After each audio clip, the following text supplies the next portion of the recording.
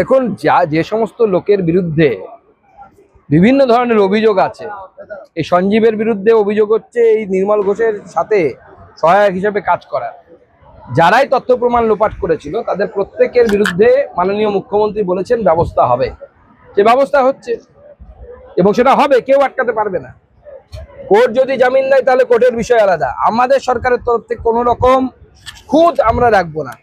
আমরা চেষ্টা করবো এই অপরাধীদেরকে উপযুক্ত সাজা দেওয়ার জন্য।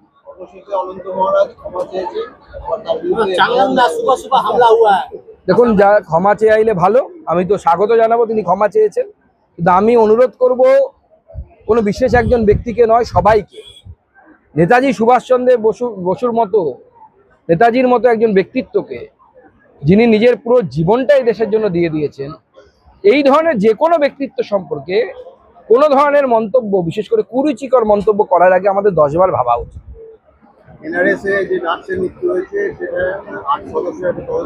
আমাদের সরকার মাননীয় মুখ্যমন্ত্রী একটি তদন্ত কমিটি তৈরি করেছে।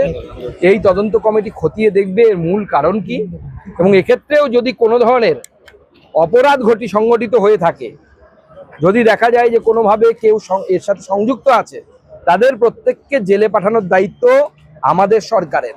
আপনারা নিশ্চিন্ত থাকুন, কোনো অপরাধ যদি সংগঠিত হয়ে থাকে আমরা ঢাকা দেওয়ার, ধামাচাপা দেওয়ার কোনো চেষ্টা করব না। মোহাম্মদ সেলিম বলেছেন বিদেশ কন্ট্রিবিউশন, মোহাম্মদ সেলিম বলেছে যে বিদেশ যে কন্ট্রিবিউশন যে আরএসএস ভোগী হয়েছে, আরএসএস যে ভোগ করেছেন, এই টাকা বা এই বিষয়ে কি নিয়ে বুঝতে পারলাম না। মোহাম্মদ সেলিম বলেছে, ম্যাটারটা বলুন কি, মোহাম্মদ কি বলেছে? বিদেশ যে কন্ট্রিবিউশন, মানে যে বিদেশে যে টাকা কন্ট্রিবিউশনে আরএসএস ভোগী হয়েছে, কোনো শ্বেতপত্র প্রকাশ করেনি।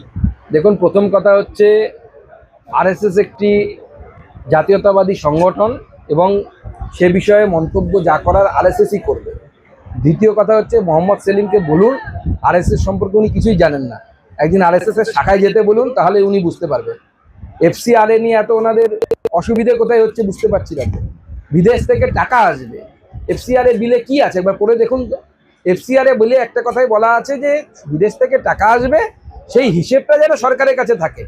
একটি সার্বভৌম দেশ, আপনার বাড়িতে আপনার কোনো পরিবারের সদস্যকে যদি কেউ টাকা দেয় বাইরের লোক, আপনি জানবেন না এটা হতে পারে? তাহলে তো আপনার পরিবারই টিকবে না। তো সেরকম এফসিআরএ তে এটাই বলা আছে। আর আরএসএস বিদেশ থেকে চাওয়া কোনো ফান্ডে চলে না। মোহাম্মদ সেলিম সাহেবের আরএসএস সম্পর্কে কোনো ধারণাই নেই। ওনাকে অনুরোধ করব সম্ভব হলে আরএসএস এর শাখায় যেতে একবার। যদি যেতে না পারেন আমার সাথে যাবেন, আমি নিয়ে যাব।